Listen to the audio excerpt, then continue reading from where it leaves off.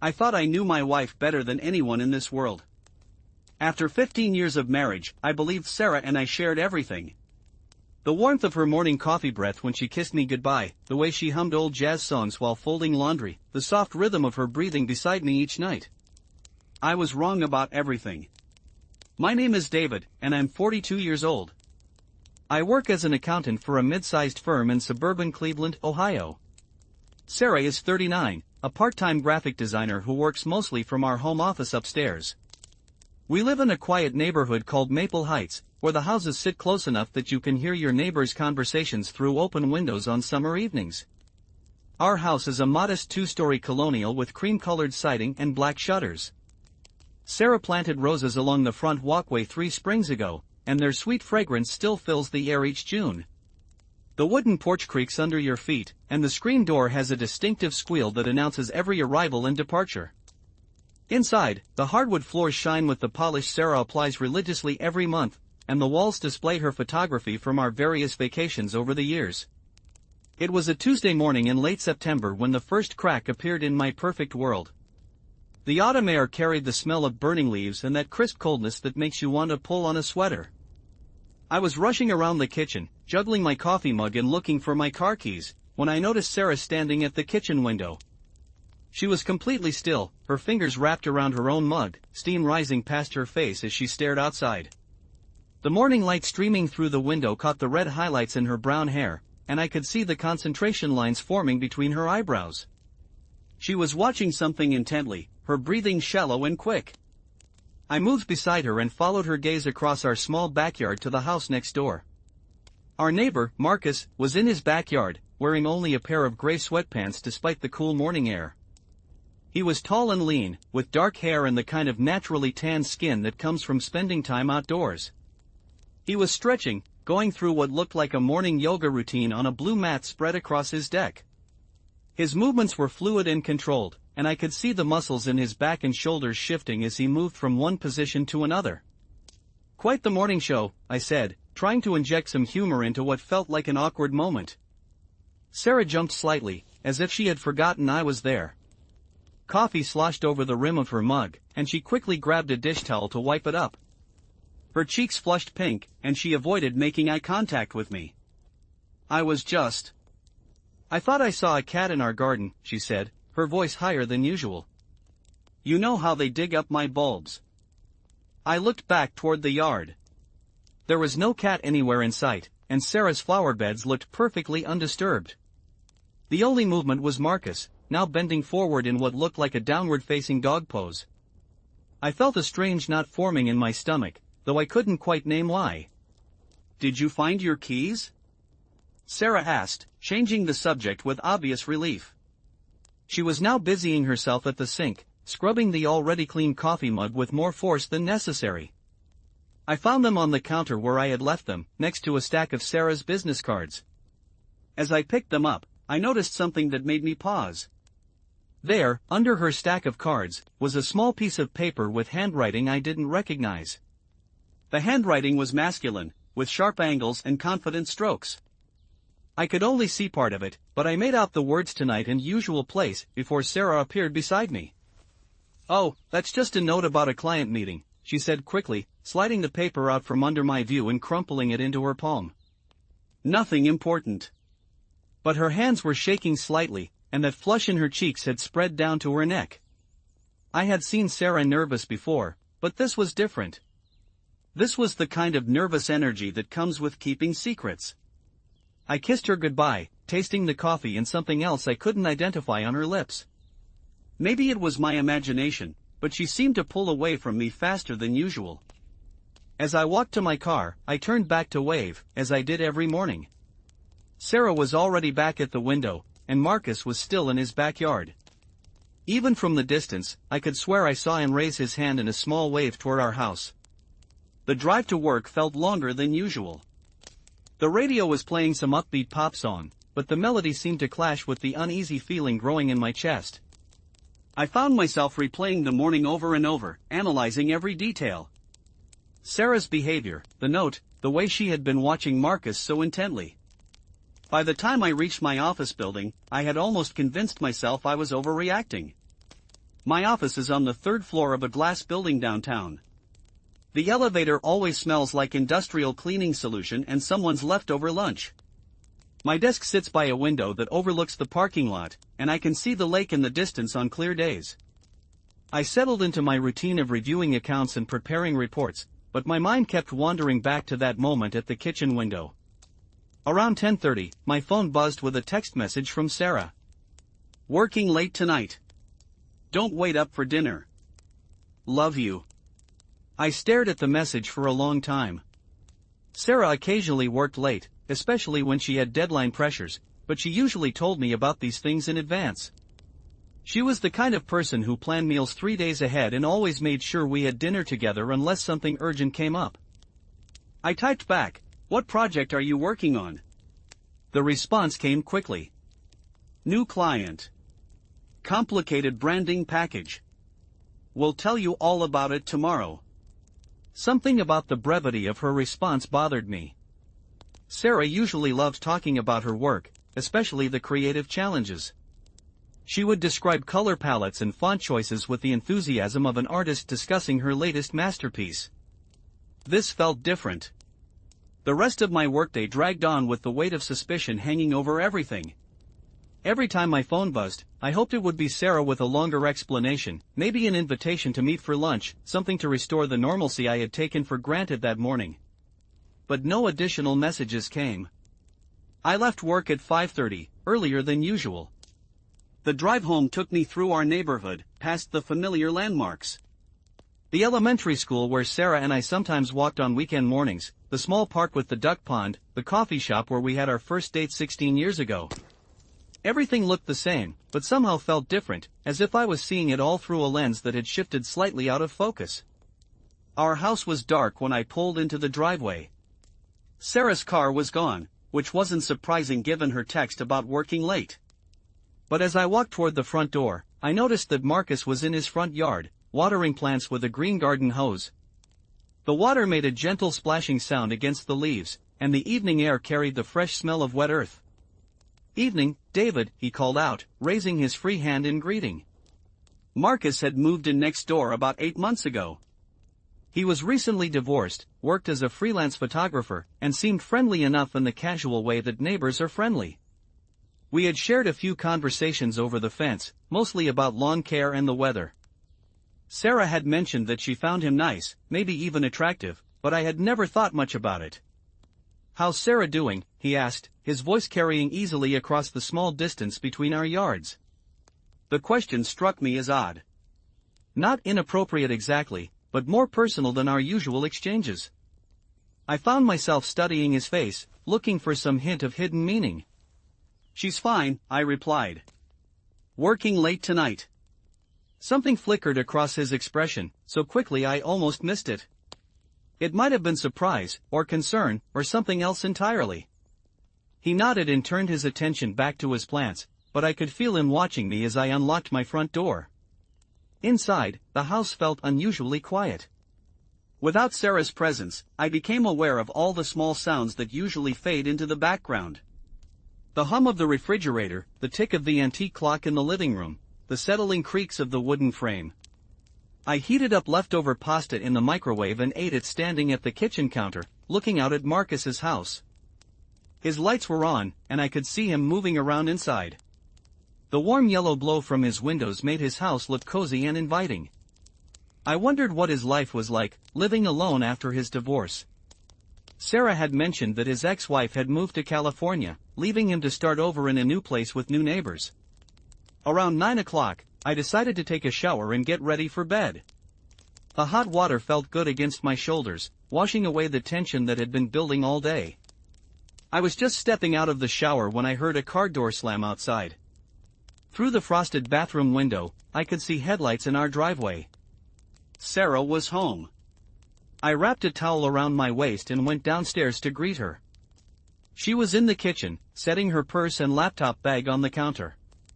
Her hair was slightly messy, as if she had been running her hands through it, and her lipstick was gone.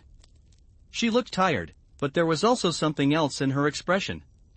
A kind of restless energy that reminded me of how she looked after a really good workout. "How was your day?" I asked, walking over to kiss her hello. She turned her face slightly, so my kiss landed on her cheek instead of her lips. Long, she said. This client is really demanding. I think I'm going to be working late several nights this week. I studied her face, looking for signs of deception, but Sarah had always been good at hiding her emotions when she wanted to. Her eyes met mine steadily, and her voice sounded normal, if a little tired. What kind of branding package? I asked.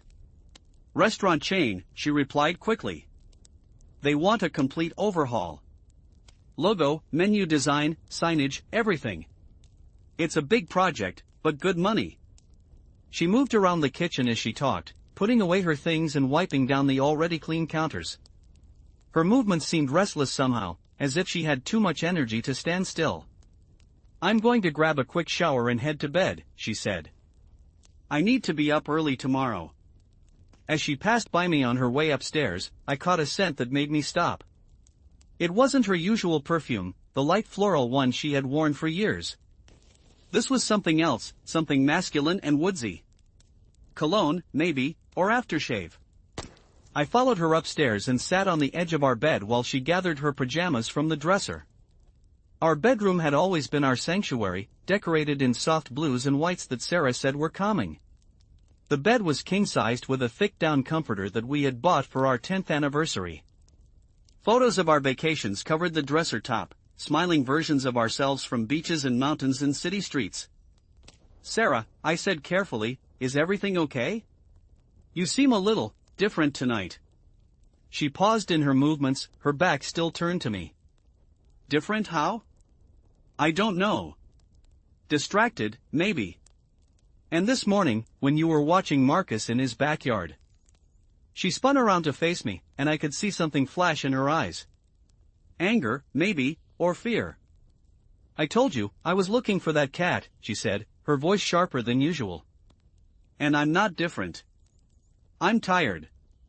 It's been a long day, and I have another long day tomorrow.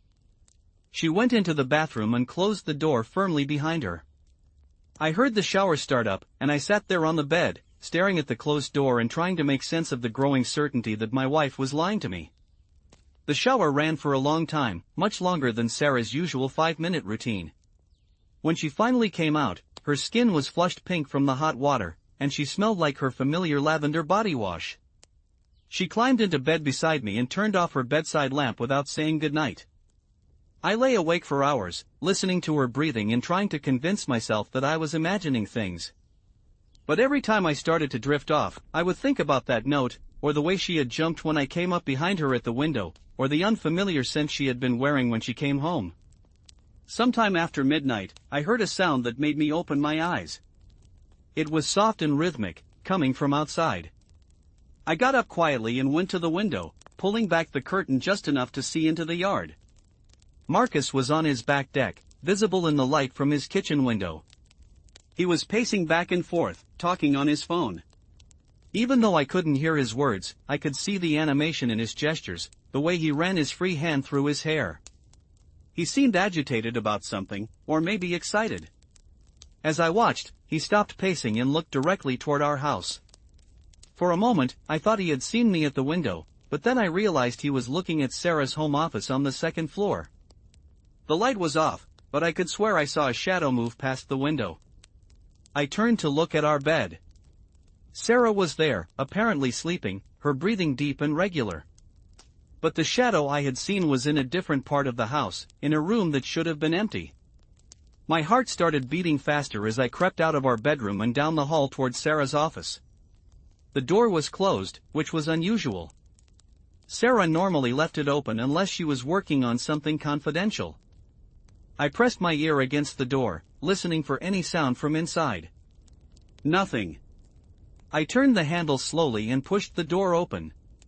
The room was dark and empty, just as it should have been. Sarah's computer was off, her desk was neat and organized, and everything looked perfectly normal. But the air in the room felt different somehow, as if someone had been there recently. I went to the window and looked down at Marcus's deck.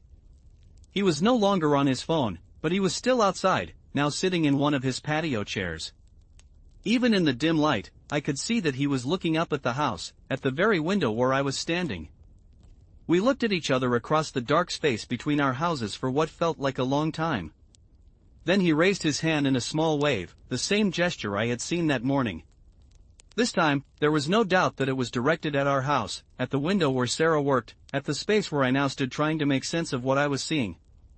I didn't wave back. Instead, I closed the curtain and returned to bed, where Sarah was still sleeping peacefully, or at least appeared to be. As I pulled the covers up to my chin, I made a decision. Tomorrow, I was going to find out what was really going on. The next morning arrived with the kind of gray, overcast sky that makes everything look washed out and depressing. I woke up before my alarm, having slept poorly despite my exhaustion. Sarah was already gone from bed, and I could hear her moving around downstairs in the kitchen. The smell of coffee drifted up to our bedroom, mixed with the scent of toast and something else I couldn't identify.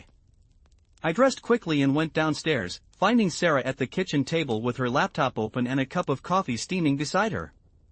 She was wearing a blue sweater I didn't recognize, one that brought out the color of her eyes in a way that seemed almost deliberate. Her hair was styled differently too, swept back in a way that showed off her neck and the small silver earrings she usually saved for special occasions. "You're up early," I said, pouring myself coffee from the pot she had made. "I told you I needed to get an early start," she replied without looking up from her screen. "This project is really intensive." I sat down across from her and studied her face. She looked different in the morning light, more polished somehow, as if she had taken extra care with her appearance. Her makeup was perfectly applied, and she was wearing a perfume I didn't recognize, something subtle but definitely new. "What restaurant chain is it?" I asked, trying to sound casual. She paused in her typing, her fingers hovering over the keyboard for just a moment too long. "It's a local group," she said finally. "They're looking to expand." I probably shouldn't say too much about it since they want to keep things quiet until they're ready to announce. It was a perfectly reasonable answer, the kind of thing clients often requested.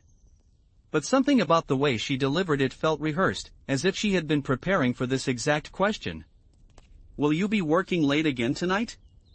I asked. "Probably," she said, still not looking at me. "Like I said, this is going to be a busy week." I finished my coffee and got ready for work, going through the same routine I had followed for years. But everything felt different now, charged with an undercurrent of suspicion and uncertainty. As I was getting my keys, I noticed that Sarah had moved away from the kitchen table and was back at the window, looking out toward Marcus's house. This time, she didn't jump when I approached her. Instead, she seemed almost defiant, as if she had decided to stop hiding whatever she was doing. "He's an early riser too," she said, nodding toward Marcus's backyard. I looked outside and saw Marcus loading photography equipment into the back of his SUV. He was wearing dark jeans and a green flannel shirt, and he moved with the efficiency of someone who had done this routine many times before. As we watched, he looked up toward our kitchen window and raised his hand in that same small wave. This time, Sarah waved back. The gesture was small and brief, but it hit me like a physical blow. There was something intimate about it, something that spoke of familiarity and shared understanding. This wasn't the casual neighborly acknowledgement I had assumed it was. "I should go," I said, my voice sounding strange in my own ears. Sarah turned away from the window and kissed me goodbye, but her lips felt cold against mine, and her eyes were already distant, as if part of her had already left with Marcus. At work, I found it impossible to concentrate. Numbers blurred together on my computer screen, and I found myself staring out the window at the parking lot without seeing anything. The unease that had started as a small knot in my stomach had grown into a constant ache that made it hard to think about anything else. Around lunchtime, I made a decision that would have seemed crazy to me just 24 hours earlier. I told my supervisor that I wasn't feeling well and needed to go home early. It wasn't entirely a lie, I did feel sick, just not in the way that required medical attention. The drive home took me through the center of town, past the places where Sarah and I had built our life together. The library where we had spent Saturday afternoons when we were first married, the park where we had talked about having children, the little Italian restaurant where we celebrated every anniversary. Each familiar landmark felt like a reminder of everything I thought I knew about my life. I parked a block away from our house and walked through the neighborhood, approaching from a direction that would let me see our street without being easily spotted. It was a beautiful autumn day, with the kind of crisp air and brilliant blue sky that usually made me feel grateful to be alive. But now the sunshine felt harsh, and the cheerful colors of the changing leaves seemed to mock the darkness I was feeling inside. Our house looked peaceful and normal from the outside. Sarah's car was in the driveway, which wasn't unusual since she often worked from home.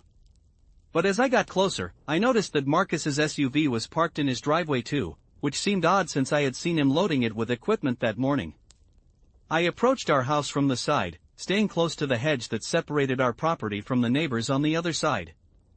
From there, I could see into our backyard and the lower windows of the house. Everything looked normal, but I had the distinct feeling that I was missing something important. I was about to go to the front door when I heard a sound that made me freeze. It was laughter, coming from inside our house. Not just any laughter, but Sarah's laugh, the rich, genuine sound she made when she was truly enjoying herself. It was a sound I hadn't heard in weeks, maybe months. The laughter was coming from the back of the house, from the direction of the kitchen or the small family room we had added on 3 years ago. I crept closer, staying low and using the landscaping as cover. As I got nearer to the windows, I could hear voices more clearly. Sarah was talking to someone, and that someone was definitely a man. Their conversation was too quiet for me to make out individual words, but the tone was intimate, familiar. There were pauses in the conversation that seemed to last too long, spaces filled with the kind of comfortable silence that comes between people who know each other well. My hands were shaking as I moved closer to the family room window. The blinds were partially closed, but there was a gap that allowed me to see inside. What I saw there changed everything. Sarah was sitting on our couch, the same couch where we watched movies together every weekend, where she curled up with books on Sunday afternoons, where we had made love just a few weeks earlier. But she wasn't alone. Marcus was there with her, sitting close enough that their knees were almost touching. He was leaning forward, his elbows on his knees, talking earnestly about something. Sarah was listening with an intensity one rarely saw from her anymore, her eyes focused completely on his face. Her body language was open and engaged, leaning slightly toward him in a way that spoke of attraction and interest. As I watched, Marcus reached out and touched Sarah's hand. It wasn't a casual touch, not the kind of gesture you make with a neighbor or a casual friend. His fingers lingered on hers, and she didn't pull away. Instead, she turned her hand over so that their palms were touching, and they stayed like that for several long seconds. The intimacy of the gesture hit me like a punch to the chest. This wasn't the beginning of something, this was the continuation of something that had already been going on for who knows how long. The comfort level between them, the way they moved around each other, the ease of their physical connection, all of it spoke of a relationship that had moved far beyond friendship. I must have made some sound, or maybe Marcus just happened to look toward the window, but suddenly his eyes met mine through the gap in the blinds. For a moment, we stared at each other, and I saw recognition and something that might have been guilt flash across his face. I didn't wait to see what would happen next. I turned and ran back toward my car, my heart pounding so hard I could hear it in my ears. Behind me, I could hear the sound of our back door opening and voices calling my name, but I didn't stop. I drove aimlessly for hours, trying to process what I had seen and what it meant. The betrayal felt physical, like something sharp and cold had been lodged in my chest. Every memory I had of the past few months was now suspect. How long had this been going on? How many times had Sarah lied to me about working late? How many times had she and Marcus been together in our house, in our bed, while I was at work thinking everything was normal? By the time I finally returned home, it was almost dark. Sarah's car was in the driveway, and every light in the house seemed to be on. I sat in my car for a long time, trying to prepare myself for whatever was about to happen. When I finally went inside, Sarah was waiting for me in the living room. She was sitting in the armchair by the window, the one she usually avoided because it was too formal for her taste. Her hands were folded in her lap, and her face was composed, as if she had been practicing what she was going to say. "We need to talk," she said as soon as I walked through the door. "Yes," I replied. "We do." The words hung between us in the quiet room, heavy with the weight of everything that was about to change. I could smell dinner cooking in the kitchen, something with garlic and herbs that would normally make my mouth water. But now the scent just reminded me of all the ordinary evenings we had shared, all the comfortable domesticity that I had thought was real. "How long?" I asked, settling into the couch across from her. Sarah's composure cracked slightly, and I could see her struggling to maintain eye contact. "David, it's not what you think." "How long, Sarah?" She closed her eyes and took a deep breath. When she opened them again, I could see tears gathering at the corners. 3 months, she whispered. "It started 3 months ago." 3 months. I thought back to July, trying to remember what had been different about that time. Sarah had seemed happier then, more energetic. She had started paying more attention to her appearance, buying new clothes and getting her hair cut in a more flattering style. I had attributed it to a good period in her business, maybe some confidence that came with landing new clients. Now I understood that the change had nothing to do with work. "Is it love?" I asked, the words feeling like broken glass in my throat. Sarah started crying then, not the gentle tears of regret but the deep, wrenching sobs of someone whose world is falling apart. "I don't know," she said between gasps. "I don't know anything anymore." I wanted to go to her, to comfort her the way I had for 15 years of marriage. But I couldn't move. The distance between us felt like an ocean, impossible to cross. "Tell me how it started," I said. She wiped her eyes with the back of her hand and tried to compose herself. "He came over one day in July to ask about borrowing our ladder. You were at work, and I was in the garden. We started talking, and he offered to help me with the rose bushes. One thing led to another, and we ended up having coffee on the back patio." I could picture the scene perfectly. Sarah in her gardening clothes, dirt under her fingernails, her hair pulled back in a messy ponytail.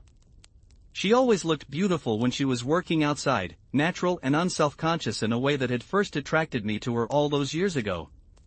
"He told me about his divorce," Sarah continued. "How lonely he was, how hard it was to start over. And I found myself telling him things too, things I hadn't talked about with anyone in years." "What kinds of things?" She hesitated, and I could see her weighing how much truth she was willing to share. "About us," she said finally. "About how we had grown apart, how we didn't really talk anymore. How everything had become routine and predictable." The words stung because they contained enough truth to be believable. Sarah and I had fallen into patterns over the years, comfortable routines that didn't require much thought or effort. We were good roommates, efficient partners in the business of daily life. But when was the last time we had really talked, really connected on something deeper than schedules and household maintenance? "So you decided to have an affair," I said. "It wasn't a decision," Sarah shot back, her voice rising with emotion. "It just happened. We kept running into each other in the yard, and then we started talking over the fence, and then he asked if I wanted to have coffee sometime. I knew I should say no, but I didn't want to. For the first time in years, someone was really interested in what I had to say. I'm interested in what you have to say." "Are you?" She looked at me with a mixture of sadness and anger. "When was the last time you asked me about my dreams, David? When was the last time you wanted to know what I was thinking about when I stared out the window? You ask me about my work, about what's for dinner, about whether I remembered to pay the electric bill. But you don't ask me about me." Her words hit harder than I wanted to admit. I tried to think of recent conversations we had shared that went beyond the logistics of our shared life, and I came up empty. "That doesn't justify what you did," I said. "No," she agreed. "It doesn't. But it explains it." We sat in silence for a while, the weight of our failing marriage settling around us like dust. Outside, I could hear the ordinary sounds of our neighborhood. A dog barking, children playing in a distant yard, the hum of traffic on the main road. Life continuing as normal while our world collapsed. "What happens now?" I asked. Sarah looked down at her hands, still folded in her lap. "I don't know," she said. "Marcus thinks I should leave you. He wants us to be together, to see if what we have is real." "And what do you think?" I think I've made a terrible mess of everything, she said, fresh tears starting to flow. I think I've hurt the best man I've ever known, and I don't know how to fix it. But even as she said the words, I could see the conflict in her face. Part of her was genuinely sorry, genuinely regretful. But part of her was still thinking about Marcus, still drawn to whatever it was they shared together. I need some time, I said, standing up from the couch. I can't process this right now. Where are you going? I don't know. A hotel, maybe. I just need to be somewhere else. Sarah stood up too, and for a moment I thought she was going to try to stop me. Instead, she nodded and wrapped her arms around herself as if she was cold. David, she said as I was heading toward the stairs to pack a bag. I'm sorry. I'm so sorry. I turned back to look at her, this woman I had loved for 16 years, this stranger who had been living a secret life right under my nose. She looked small and lost in our living room, surrounded by all the things we had chosen together over the years.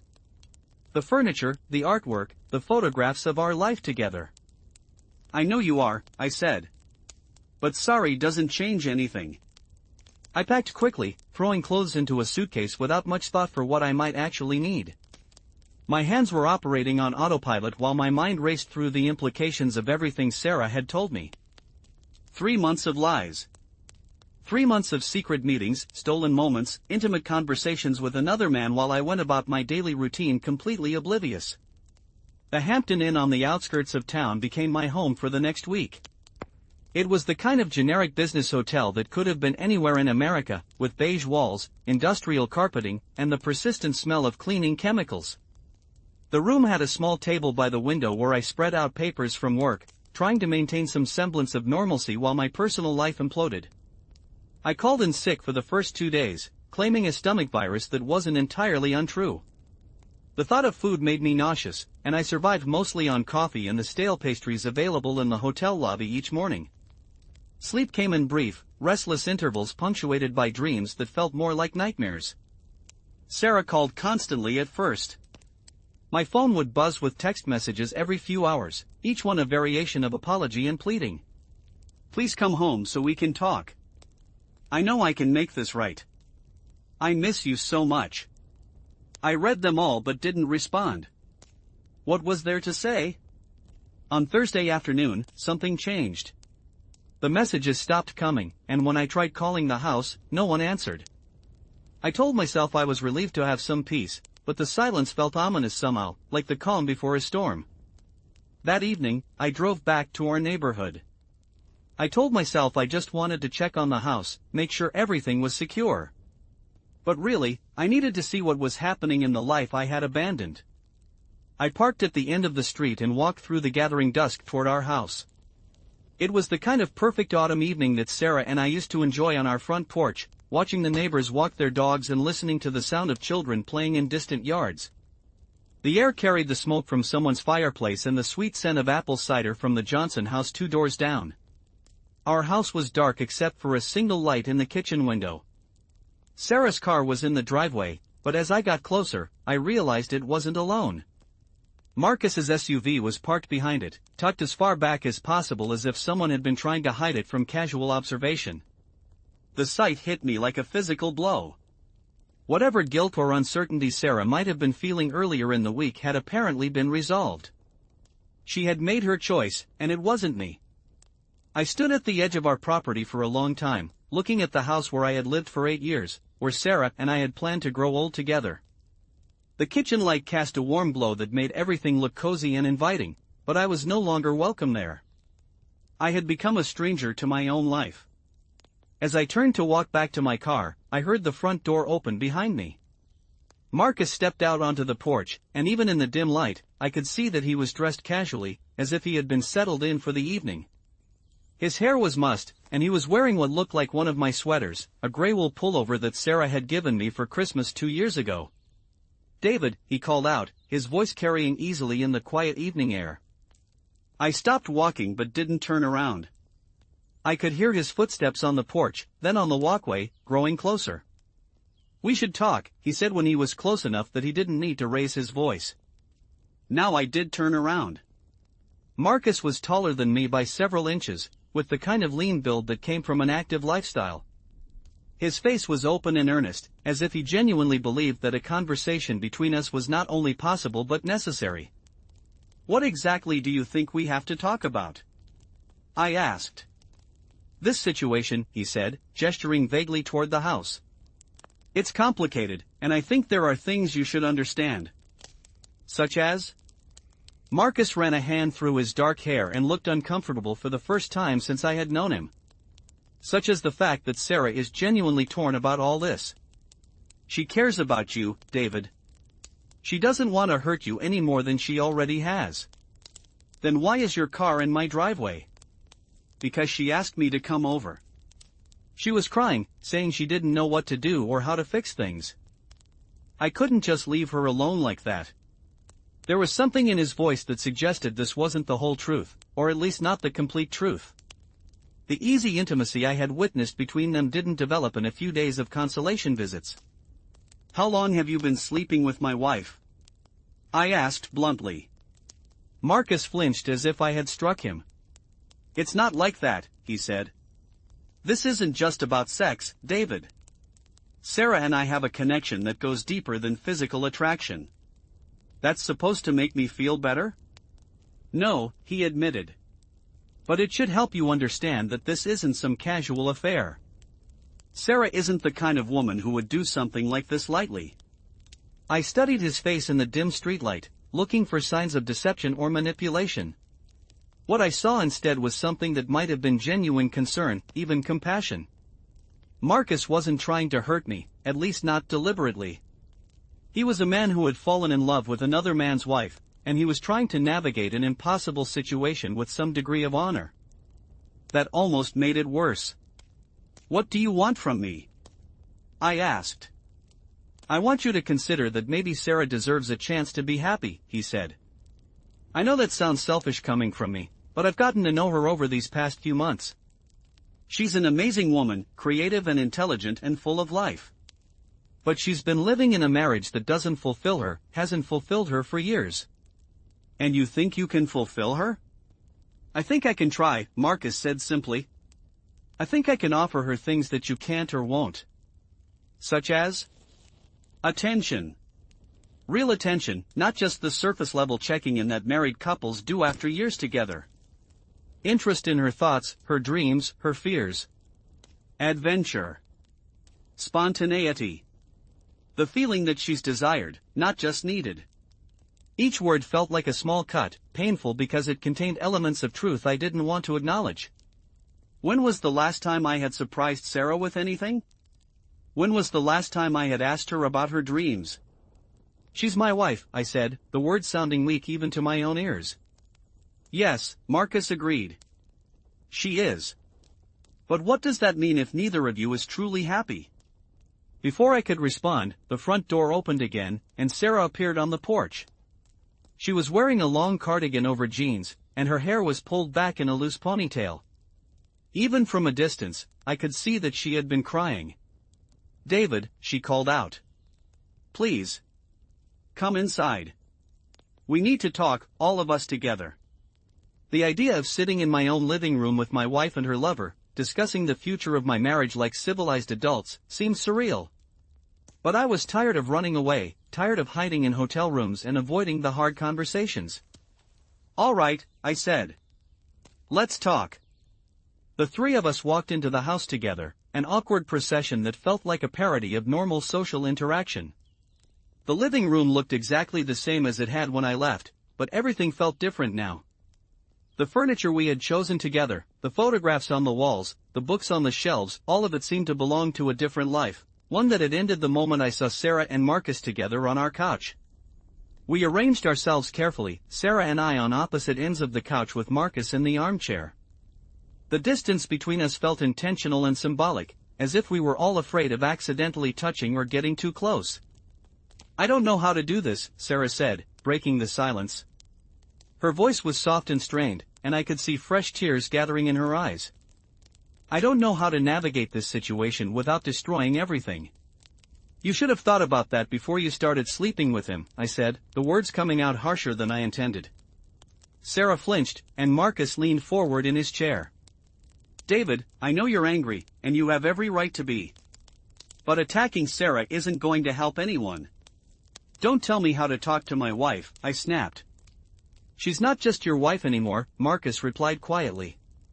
She's a person who's trying to make an impossible decision, and she needs support, not accusations.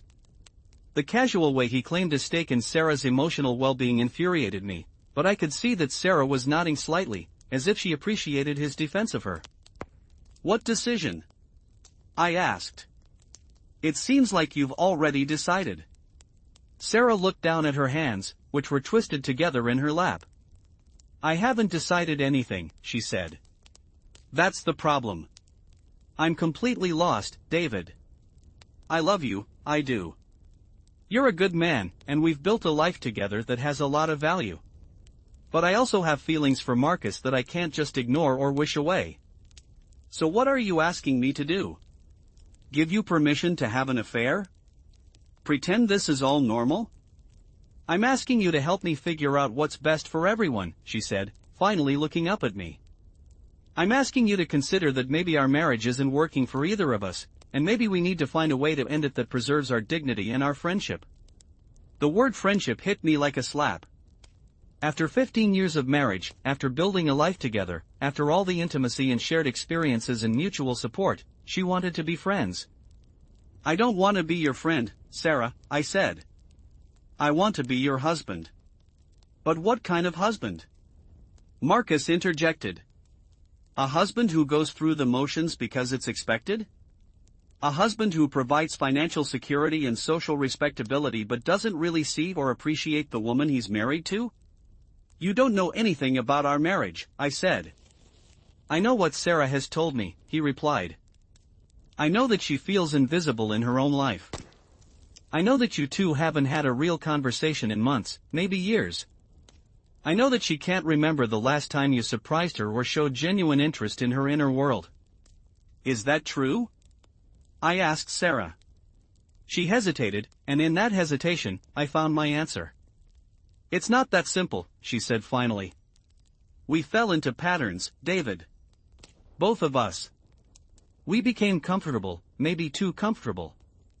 We stopped working at being married and started just existing in the same space. Marriages go through phases like that, I said. That's normal. That's what commitment means, staying together through the boring times as well as the exciting ones. But what if the boring times have lasted for years? Sarah asked. What if we've both been going through the motions for so long that we've forgotten what it feels like to be truly alive in our relationship? I wanted to argue with her, to point out all the good times we had shared, all the ways our marriage had been successful and fulfilling. But as I searched my memory for recent examples of genuine connection between us, I came up empty. When was the last time we had laughed together, really laughed, about something other than a television show or a funny story someone else had told us? When was the last time we had stayed up late talking about our hopes and fears and dreams? When was the last time we had made love with passion instead of just going through familiar motions? So what do you want? I asked. A divorce? I want to figure out how to be happy, Sarah said. All of us. I want to find a solution that doesn't destroy anyone. There is no solution like that, I said. Someone is going to get hurt no matter what happens. The question is who? Marcus cleared his throat. Actually, he said, there might be another option. Both Sarah and I turned to look at him. What if we tried a trial separation, he continued. What if Sarah moved in with me for a few months, just to see how things develop? No permanent decisions, no legal proceedings, just some space and time to figure things out. The suggestion hung in the air like smoke from a fire, visible and impossible to ignore. I could see Sarah considering it, weighing the possibilities. And what happens to me during this trial separation? I asked. You get a chance to figure out what you really want to, Marcus said. Maybe you'll discover that you're happier without the complications of a marriage that isn't working. Maybe you'll meet someone who appreciates you in ways that Sarah can't. Or maybe I'll spend 3 months in hell while my wife plays house with another man. It wouldn't be playing house, Sarah said quietly. It would be an honest attempt to see if Marcus and I have something real, something worth pursuing. And if you decide you do? She took a deep breath. Then we'll move forward with a divorce, and we'll try to do it as amicably as possible. And if you decide you don't? Then I'll come home, and we'll try to rebuild what we had. The offer should have been comforting, the possibility that Sarah might return to our marriage after exploring her other options. But it felt hollow somehow, like a consolation prize. How could I ever trust her again? How could I ever believe that she was with me because she wanted to be, not just because her other option hadn't worked out? I need to think about this, I said, standing up from the couch. Of course, Sarah said. Take all the time you need. As I walked toward the front door, I turned back to look at them one more time. They were sitting closer together now, not touching but clearly connected in a way that excluded me completely. Sarah looked relieved, as if the prospect of a trial separation had lifted some enormous weight from her shoulders. Marcus looked protective, ready to support her through whatever came next. I had become a stranger in my own home, an outsider to my own marriage. That night, back in my hotel room, I lay awake staring at the ceiling and trying to imagine what my life would look like without Sarah. For 15 years, she had been the central organizing principle of my existence. My decisions, my plans, my sense of identity had all been built around the assumption that we were a team, a unit, two people moving through life together. Now I had to consider the possibility that I might be just one person, responsible only for myself, free to make choices based solely on my own needs and desires. The prospect was both terrifying and oddly liberating. By morning, I had made my decision. I called Sarah at 8 o'clock the next morning, while she was probably having her first cup of coffee and checking her email the way she had every morning for the 8 years I had known her routine intimately. I'll agree to the trial separation, I said without preamble when she answered the phone. There was a long pause on the other end of the line. I could hear her breathing, could almost picture her sitting at our kitchen table with her laptop open and her hair still messy from sleep. Are you sure? She asked finally. No, I admitted. But I'm willing to try it. 3 months. If you're not completely certain you want to come back to our marriage after 3 months, then we move forward with a divorce. Okay, she said, her voice so quiet I could barely hear it. Okay. I have conditions, I continued. What conditions? First, we don't contact each other during the separation unless it's about practical matters, bills, mail, that sort of thing. No checking in, no casual conversations, no updates about how things are going. If we're going to do this, we do it completely. That seems harsh. It seems necessary. Second, at the end of 3 months, we both make a clean decision. No more trial periods, no more uncertainty. You either come home ready to work on our marriage, or we file for divorce immediately. And third? Third, I get to stay in the house. You move in with Marcus, but I keep our home. The house had always been more important to me than to Sarah. I was the one who had insisted on buying it, who had spent weekends fixing the leaky faucets and painting the trim and planting the garden. Sarah appreciated the house, but she had never been as emotionally attached to it as I was. That's fair, she agreed. When do you want to do this? Another pause. Marcus has been looking for a bigger place anyway. He found a house about 20 minutes from here, closer to the downtown area. The lease starts on Monday. Monday was 3 days away. 3 days to prepare for my wife to move out of our home and into another man's bed. Fine, I said. I'll come by Sunday evening to help you move your things. David, you don't have to. Yes, I do, I interrupted. If we're going to do this, we're going to do it right. I'm not going to hide or pretend this isn't happening. The next 3 days passed in a blur of practical arrangements and emotional preparation. I moved back into the house on Friday, walking through rooms that felt both familiar and strange. Sarah had already started packing, and the evidence of her impending departure was everywhere. Boxes in the bedroom, empty spaces on the bookshelves, gaps in the medicine cabinet where her toiletries used to be. We moved around each other carefully, like polite strangers sharing space in a hotel. Sarah slept in the guest room, and we spoke only when necessary, usually about logistics. Where did she want to forward her mail? What should we do about the joint bank account? Who would take care of the yard work? The mundane details of separation turned out to be almost as painful as the emotional aspects. We had to untangle 15 years of shared financial responsibilities, shared possessions, shared routines. Every discussion was a reminder of how completely our lives had become intertwined. Sunday evening arrived with the kind of cold rain that makes everything look gray and depressing. Marcus showed up at 6 o'clock with a pickup truck and a couple of friends to help with the heavy furniture. I had expected to feel angry or resentful, but instead I found myself almost grateful for their efficiency. The sooner this was done, the sooner I could begin to adjust to my new reality. Sarah took surprisingly little with her.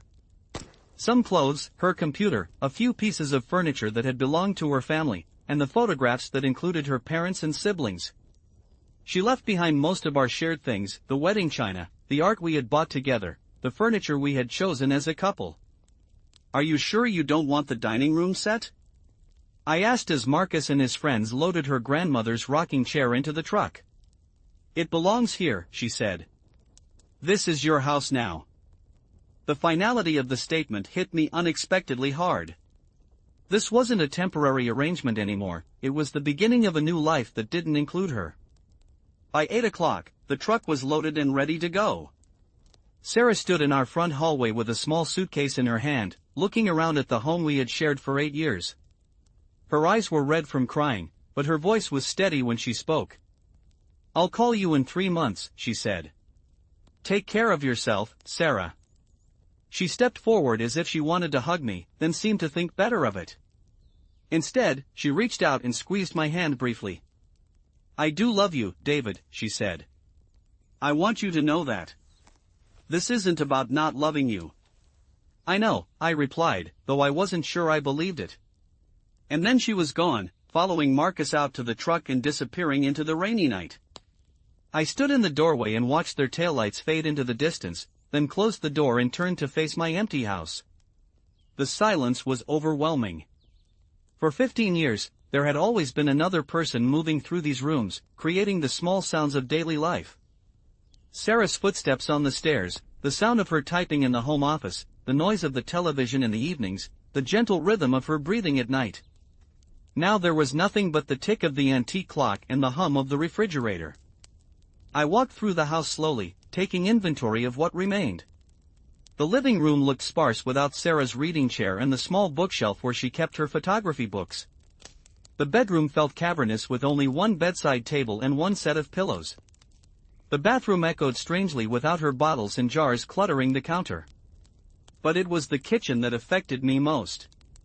Sarah had been the primary cook in our household, and her absence was evident in every detail. The spice rack looked half empty without her exotic seasonings.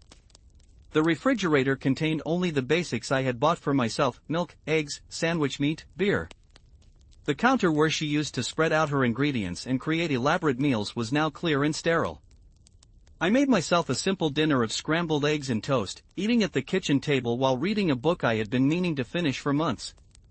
The quiet should have been peaceful, but instead it felt oppressive, like a weight pressing down on everything. That first night, I lay in our king-sized bed staring at the empty space where Sarah used to sleep. Her pillow still smelled faintly of her shampoo, a scent that had been so familiar I had never consciously noticed it before. Now it seemed overwhelming, a painful reminder of everything I had lost. I didn't sleep well that first week. Every small sound in the house startled me awake: the settling of the wooden frame, the whistle of wind through the windows, the distant sound of traffic on the main road. I kept expecting to hear Sarah moving around, getting up for water or going to the bathroom, but the sounds never came. Work became my refuge.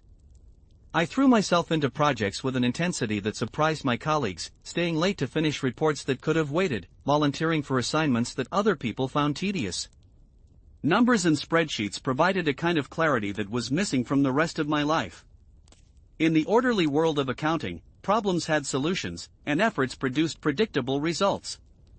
My supervisor, Janet, called me into her office on Thursday of that first week. "Everything okay at home?" she asked. settling into her chair with the kind of expression that suggested she already knew the answer. Janet was in her late 50s, with short gray hair and the no-nonsense demeanor of someone who had been managing people for decades. She had been through 2 divorces herself and had a reputation for being understanding about personal problems while still maintaining professional standards. "Sarah and I are separated," I said. There was no point in trying to hide it. The change in my behavior had probably been obvious to everyone in the office. "I'm sorry to hear that," Janet said. "How are you holding up?" "I'm fine," I lied. "I'm actually more productive without the distractions at home." Janet studied my face with the kind of skeptical expression that comes from years of experience with people in crisis. "David, you've been here until 8 o'clock every night this week. That's not sustainable, and it's not healthy." "I'm just trying to stay busy." "I understand that, but burning yourself out isn't going to solve anything. Why don't you take a few days off? Go somewhere, visit family, do something that isn't work-related." The suggestion should have been appealing, but the thought of having more time to think, more empty hours to fill, made me feel panicked. "I'd rather stay busy," I said. "All right, but I'm going to be watching. If I think you're pushing too hard, I'm going to insist that you take some time off." That weekend, I tried to establish new routines that didn't revolve around Sarah's presence. I went grocery shopping by myself, something I hadn't done in years. The store felt enormous and confusing without Sarah's list and her knowledge of where everything was located. I wandered the aisles aimlessly, picking up items at random and trying to imagine what I would actually eat in the coming week. I bought ingredients for dishes I had never cooked before, thinking that learning new skills might help fill the time. But when I got home and spread everything out on the kitchen counter, I felt overwhelmed by the complexity of even simple recipes. How much salt was a pinch? How hot was medium heat? These were things Sarah had always handled, part of the invisible labor that kept our household running smoothly. I ended up ordering pizza and putting most of the groceries away unused. The house felt different on weekends, when I had long stretches of unstructured time to fill.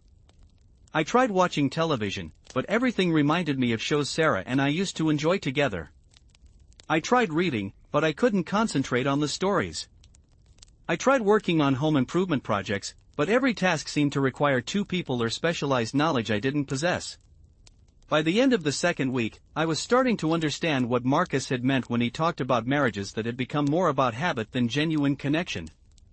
How much of my relationship with Sarah had been based on practical convenience rather than emotional intimacy? How much of my sense of loss was about missing her specifically, versus missing the structure and companionship that she had provided? The questions were uncomfortable because they didn't have clear answers. I started taking long walks through our neighborhood in the evenings, something I had rarely done when Sarah lived with me.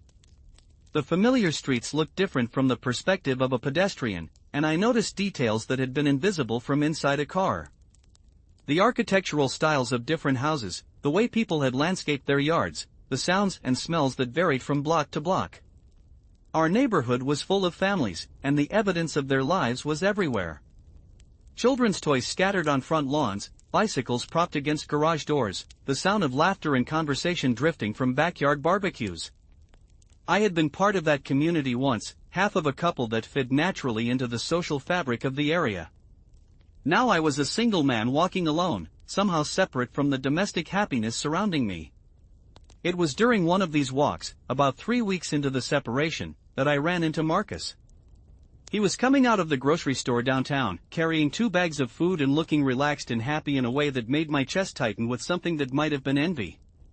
His hair was longer than I remembered, and he was wearing clothes I hadn't seen before, dark jeans and a green button-down shirt that made him look younger and more casual. "David," he said when he saw me, his expression shifting from surprise to something that might have been guilt. "How are you doing?" "I'm fine," I said automatically. "How's the new place?" "It's good," he replied. "Really good. Sarah's got the whole place reorganized already. You know how she is with decorating." I did know how she was with decorating. Sarah had a gift for making spaces feel warm and welcoming, for arranging furniture and choosing colors that created exactly the right mood. Our house had been a testament to her talent, and now Marcus was benefiting from those same skills. She's happy? I asked, the question escaping before I could stop myself. Marcus hesitated, and I could see him weighing how much to tell me. She misses you, he said finally. This isn't easy for her either, David. But she's happy, I pressed. She's finding herself, I think. Learning things about what she wants and who she is. It's been good for her to have some space to explore that. The diplomatic way he phrased it told me everything I needed to know. Sarah was happy, probably happier than she had been in years. Whatever doubts or guilt she might be feeling about our marriage, they weren't enough to overshadow the joy she was finding in her new relationship. Good for her, I said, and meant it, even though the words tasted bitter. Marcus shifted the grocery bags in his arms and looked uncomfortable. David, I want you to know that we're not taking this lightly. Sarah talks about you all the time, about the life you built together, about how much she respects you. But not enough to come home. It's complicated, he said. Marriage is complicated. Love is complicated. No, I replied. Actually, it's pretty simple. Either you want to be with someone or you don't. Either you're committed to making it work or you're not. That's a very black and white way of looking at it. Maybe that's the problem. Maybe I should have been paying attention when things started turning gray. We stood there in the parking lot for a few more awkward moments, two men whose lives had become impossibly entangled through no choice of their own. Marcus seemed like he wanted to say something else, maybe some word of comfort or encouragement, but there was really nothing appropriate to the situation. Take care of yourself, David, he said finally. You too, I replied, watching him walk toward a car I didn't recognize, probably something he had bought to accommodate his new life with Sarah. That night, I called my sister Linda for the first time since the separation began. Linda lived in Portland with her husband and two teenage daughters. She was 3 years older than me, with the kind of practical wisdom that comes from years of managing a busy household and a demanding career as a nurse practitioner. We had always been close, but the distance and our different life circumstances meant we usually only spoke on holidays and birthdays. David, she said when she heard my voice, I was wondering when you were going to call me. Mom told me about you and Sarah. I should have known that our mother would have spread the news to the rest of the family. She had always been fond of Sarah, had often commented on what a good wife she was and how lucky I was to have found someone so perfect for me. What did Mom tell you? I asked. That Sarah moved out a few weeks ago, and you're living alone in that big house. She's worried about you. I'm fine, I said, though the words were becoming less convincing every time I said them. Are you? Because you sound terrible. Linda had never been one to sugarcoat things, a quality that had sometimes annoyed me but which I now found oddly comforting. At least one person in my life was willing to be completely honest. I'm adjusting, I said. It's been harder than I expected. Do you want to talk about what happened? I found myself telling Linda the whole story, from that first morning when I caught Sarah watching Marcus through the kitchen window, to the confrontation in our living room, to the awkward encounter at the grocery store. She listened without interrupting, making occasional small sounds of sympathy or understanding. So she's basically moved in with this guy while you wait around to see if she decides she wants to come back, Linda summarized when I finished. That's one way to put it. It's a shitty way to put it, but it's accurate. David, what are you doing? What do you mean? I mean, why are you sitting around waiting for Sarah to decide your future? You're a 42-year-old man with a good job and a nice house and a lot to offer. Why are you acting like your only option is to wait for her to choose between you and someone else? The question caught me off guard. I had been so focused on the terms of the separation, on honoring the agreement we had made, that I hadn't really considered the possibility of taking control of the situation myself. We agreed to 3 months, I said. You agreed to 3 months. But agreements can be changed, especially when they're not working for everyone involved. What are you suggesting? I'm suggesting that you think about what you actually want, independent of what Sarah wants. Do you really want to be married to someone who was so unhappy in your relationship that she started an affair? Do you really want to spend the rest of your life wondering if she's truly committed or just settling for the familiar option? The questions were uncomfortable because they forced me to confront doubts I had been trying to avoid. How much of my desire to save the marriage was about love, and how much was about fear of change, fear of starting over, fear of admitting that something I had invested 15 years in had failed? I love her, I said. I know you do. But love isn't always enough, David. Sometimes love means letting someone go so they can find happiness, even if it's not with you. And sometimes it means fighting for what you have. True. But it sounds like you're the only one fighting. Sarah has already moved on, at least emotionally. She's living with another man, exploring a different kind of relationship, probably having the kind of passionate connection with him that she hasn't had with you in years. Linda's words stung because they were probably true. While I was sitting alone in our house, missing the familiar rhythms of our shared life, Sarah was experiencing something new and exciting with Marcus. She was discovering parts of herself that had been dormant during our marriage, finding passion and connection that our relationship had failed to provide. So what should I do? I think you should consider ending the separation early. File for divorce, sell the house, start fresh somewhere new. Give yourself permission to find someone who actually wants to be with you, not someone who's settling for you because her other option didn't work out. The suggestion was both terrifying and appealing. Starting over at 42, leaving behind everything I had built in Cleveland, opening myself up to the possibility of meeting someone new, it all seemed impossibly daunting and potentially liberating at the same time. I can't just walk away from 15 years of marriage, I said. You're not walking away, Linda replied. Sarah already walked away. You're just acknowledging the reality of the situation. After we hung up, I sat in my quiet living room and tried to imagine what my life would look like if I followed Linda's advice. I could sell the house, maybe move to a different city entirely. I could look for a new job, meet new people, start dating again. The prospect was both exciting and terrifying. But first, I needed to understand exactly what I was giving up. The next Saturday, I drove to the downtown area where Marcus and Sarah were living together. I didn't have their exact address, but Marcus had mentioned it was near the Arts District, and I figured I could find it by looking for his SUV. The neighborhood was different from our suburban area: older buildings, narrow streets, a mix of residential and commercial properties. There were art galleries and coffee shops, bookstores and small restaurants, the kind of eclectic urban environment that Sarah had always found more interesting than our quiet suburban street. I found Marcus's SUV parked outside a converted warehouse that had been divided into loft apartments. The building was 3 stories tall with large windows and exposed brick, the kind of trendy space that cost more money than it appeared to be worth.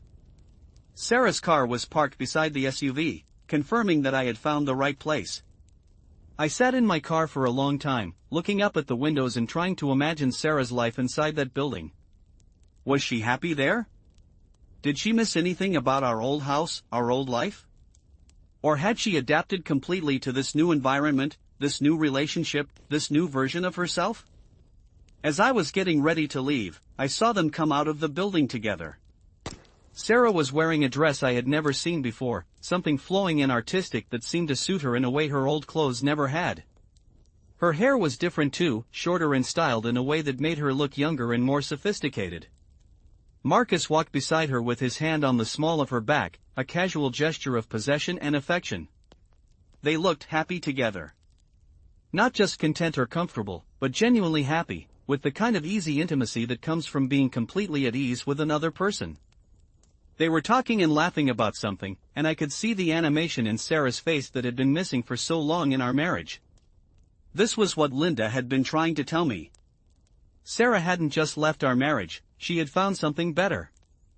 Something that fulfilled her in ways that our relationship never had and probably never could. I drove home slowly, taking the long way through the city center and out to the suburbs. The familiar landmarks, the park where Sarah and I used to walk, the restaurant where we celebrated anniversaries, the movie theater where we had spent countless Saturday nights, no longer felt like reminders of what we had built together. Instead, they felt like monuments to something that had ended, something that existed now only in memory. That evening, I called a divorce attorney. Margaret Chen had been recommended by a colleague who had gone through his own difficult divorce 2 years earlier. Her office was in a downtown high-rise, with floor-to-ceiling windows that offered a view of the lake and the kind of expensive furniture that suggested competence and success. "How can I help you, Mr. Thompson?" she asked when I was seated across from her desk. "I want to file for divorce," I said. "My wife and I are currently separated, but I've decided not to wait for the trial period to end." Margaret was a small woman in her 50s with graying hair and sharp eyes that seemed to take in everything at once. She had the kind of calm, professional demeanor that suggested she had handled hundreds of similar cases. "How long have you been married?" 15 years. "Children?" "No." "Significant assets?" I gave her a rundown of our financial situation, the house, the retirement accounts, the modest savings we had accumulated over the years. Nothing complicated, nothing that would require extended litigation. "Any reason to believe this won't be amicable?" she asked. "I don't think so. My wife is living with someone else, and I think she'll be relieved to have the marriage officially ended." Margaret nodded and made notes on a yellow legal pad. "The process is relatively straightforward in cases like this. We'll file the papers, your wife will be served, and assuming she doesn't contest anything, we can have this finalized in about 3 months. 3 months. The same amount of time Sarah and I had agreed to for the trial separation. By the time our original agreement would have ended, we would be legally divorced instead." "There's one thing," I said. "I'd like her to be served at her new address, not at our house. Do you have that address?" I gave Margaret the address of the warehouse building, along with Marcus's name as a co-resident. It felt strange to provide another man's name in the context of my wife's living situation, but it was part of the new reality I needed to accept. "We'll have the papers served within the week," Margaret assured me. "You should probably expect a phone call from your wife once she receives them." That phone call came 2 days later, at 7 o'clock on a Tuesday evening. I was in the kitchen, attempting to cook a chicken breast using a recipe I had found online, when Sarah's name appeared on my phone screen. "David," she said when I answered, her voice tight with emotion. "What the hell are you doing?" "I'm moving forward with my life," I replied, turning off the stove and giving her my full attention. "We had an agreement. 3 months. You promised me 3 months to figure things out. You figured things out, Sarah. You're living with Marcus, you're happy, you've started a new life. What's left to figure out?" There was a long pause on the other end of the line. I could hear traffic in the background, and I wondered if she was walking somewhere, maybe pacing the streets around her new neighborhood while she tried to process this development. "I need more time," she said finally. "For what?" "To be sure. To make certain that this is what I really want." "You mean to make certain that Marcus is what you really want? You've already decided that I'm not. That's not fair. Isn't it?" "Sarah, I saw you two together downtown last weekend. You looked happier than I've seen you in years. You found something with him that you never had with me, and that's okay. But don't ask me to wait around indefinitely while you enjoy your new relationship and hedge your bets in case it doesn't work out. I do love you, David. That hasn't changed. Maybe not. But you love him more. You love him in a way that makes you want to wake up next to him every morning, to share your thoughts and dreams with him, to build a future with him. You never had that with me, at least not recently." I could hear her crying now, soft sobs that she was trying to muffle. The sound broke my heart, but it also strengthened my resolve. This conversation was painful for both of us, but it was necessary. "I'm sorry," she whispered. "I'm so sorry for all of this. I know you are. And I'm sorry too. I'm sorry that our marriage didn't give you what you needed. I'm sorry that we let ourselves drift apart instead of fighting to stay connected. I'm sorry that it took losing you for me to understand what we had lost." "Does this mean you hate me?" The question caught me off guard. "No," I said after a moment. "I don't hate you, Sarah. I'm hurt, and I'm angry, and I'm sad. But I don't hate you. You're not a bad person for falling in love with someone else. You're just a person who was unhappy in her marriage and found something better. I never meant for this to happen. I know. But it did happen, and now we both have to deal with the consequences. We talked for a few more minutes, working out practical details about the divorce proceedings and the division of our belongings.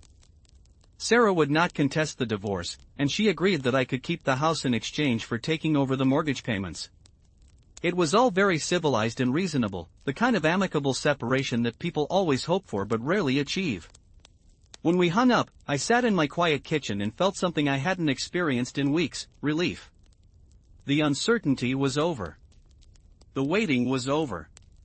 Sarah and I were getting divorced, and both of us could move forward with our lives.